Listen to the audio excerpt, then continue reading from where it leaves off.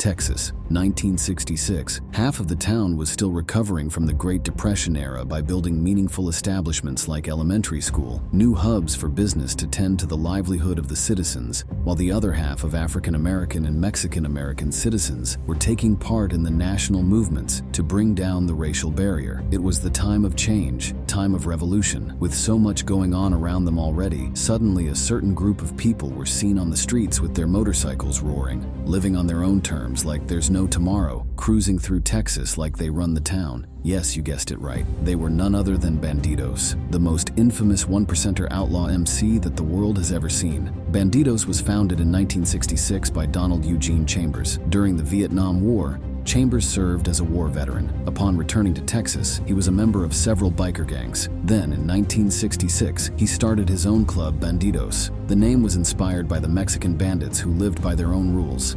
Chambers chose the club's color to be red and golden, since it was the signature color of U.S. Marines. Initially, he started recruiting members locally from biker bars in Houston, as well as in Corpus Christi, Galveston, and San Antonio.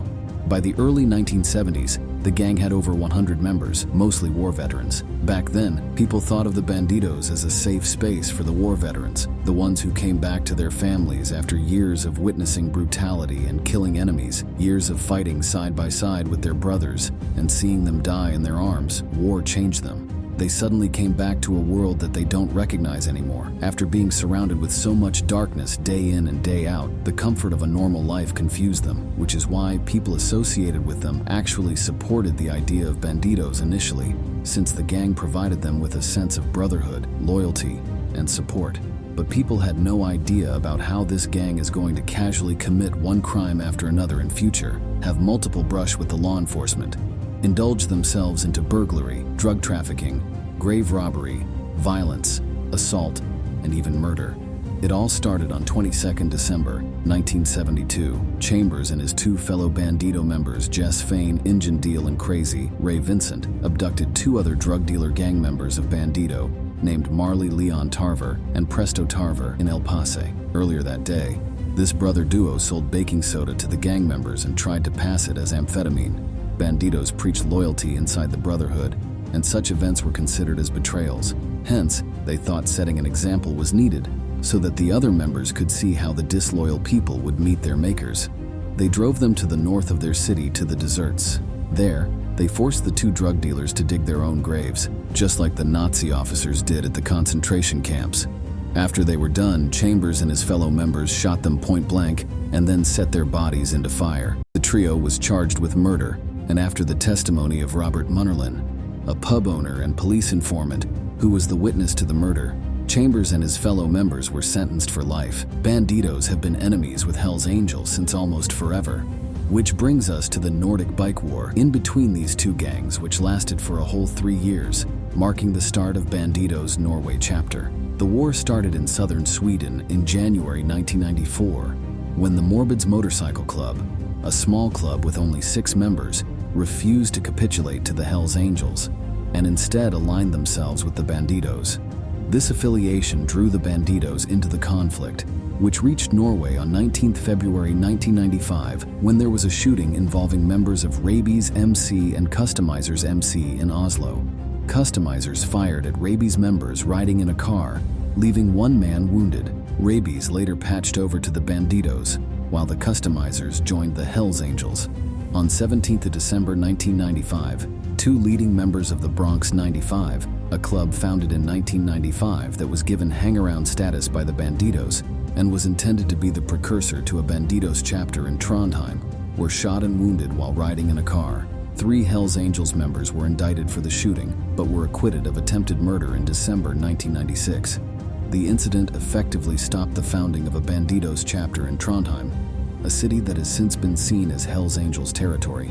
On 15th January 1996, a bomb was detonated at the clubhouse of Hells Angels hangaround Club Screwdriver MC in Hamar, and on 18th January 1996, the Hells Angels Norway headquarters in Oslo was firebombed. On 10th March 1996, the Hells Angels carried out twin attacks on Bandidos members returning from a weekend meeting in Helsinki, Finland.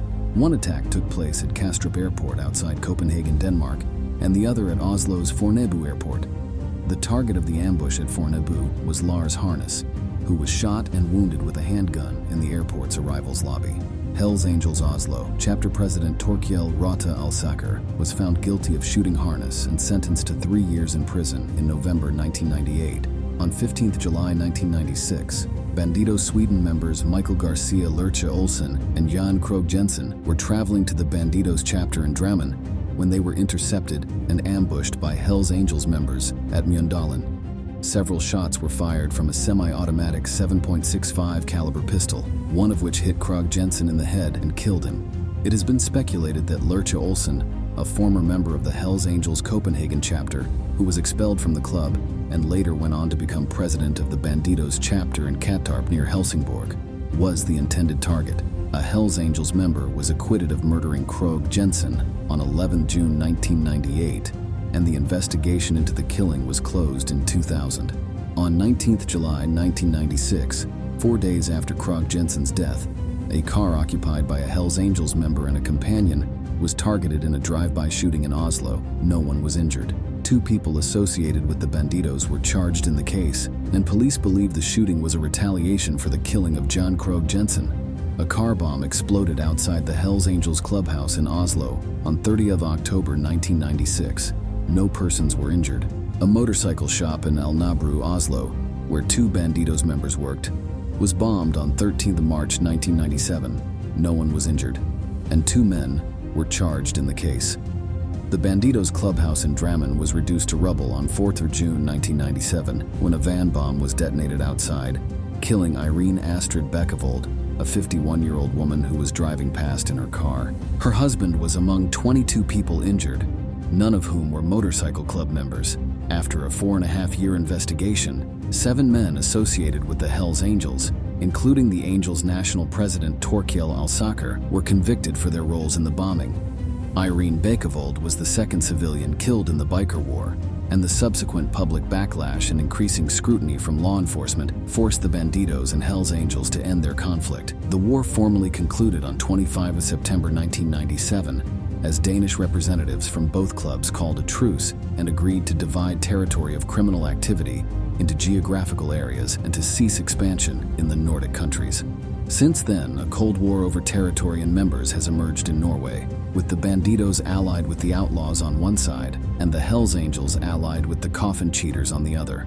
The quiet and cozy town Shedden of Ontario saw the most gruesome incident ever because of the Bandidos. On 8 April 2006, 4 vehicles containing the bodies of 8 murdered men were discovered in a farmer's field outside of the hamlet of Shedden. 6 of the men killed in what became known as the Shedden Massacre were full members of the Bandidos Toronto branch, including the president of the organization in Canada. They were Luis Manny Raposo, Giovanni Muschiettore, Jamie Flans, George Jessam, George Kriarakis, Frank Salerno, Paul Sinopoli, and Michael Trotta. The suspects in the case, Michael Sandom, Marcelo Aravina, Frank Mather, Brett Gardner, Dwight Mushy, and Wayne Kellestein, were also full members or probationary members in what police described as an internal cleansing of the Bandidos organization. No Surrender Crew Canada, aka NSCC. The victims were brought to the farm of Kellestein, where they were held captive before being systematically led out of his barn and murdered execution style. On 30 October 2009, after 18 hours of deliberation, a jury in London found the 6 suspects guilty on 44 counts of first-degree murder and 4 counts of manslaughter. These murders closed the chapter on the Bandidos Canada, No Surrender Crew, and ended any hopes of Bandido dominance in the country. To know all the details of the Shedden Massacre, you can check out the video we have dedicatedly made to tell you the details about it. If you are still in doubt about the sick mentality of the Bandidos Harbor, maybe the 8th February story of Manitoba can convince you about that. On 8th February 2005, a motorist was run off the road and kidnapped by several men before being taken to an undisclosed Winnipeg address and tortured for several hours. 2 members of the probationary Bandidos chapter in the city, Ronald Charles Burling and Jason Llewellyn Michel, and another 2 men, Josh Adam Kerwin and Billy Joe Ducharme, whom police were unable to identify as connected to the club, were charged with aggravated assault and abduction. Michel pleaded guilty in October 2006. The shootout at Twin Peaks restaurant of Waco in between the Bandidos and Cossacks is still considered as a hot topic in the bikers community.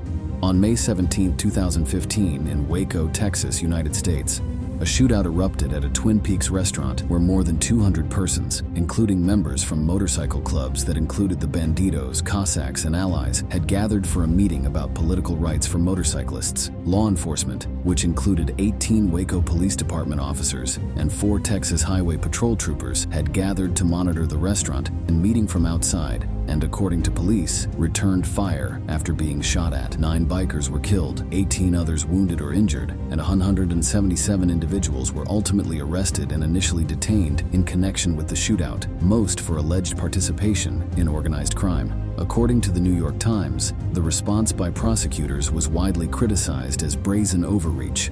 According to the Waco Tribune-Herald, the shootout led to a 4-year prosecutorial fiasco that resulted in 0 convictions. Although the charges were dropped by the district attorney after years of trials, majority of people mention that the shootout only happened because the Bandidos wanted to show their control over the territory of Waco.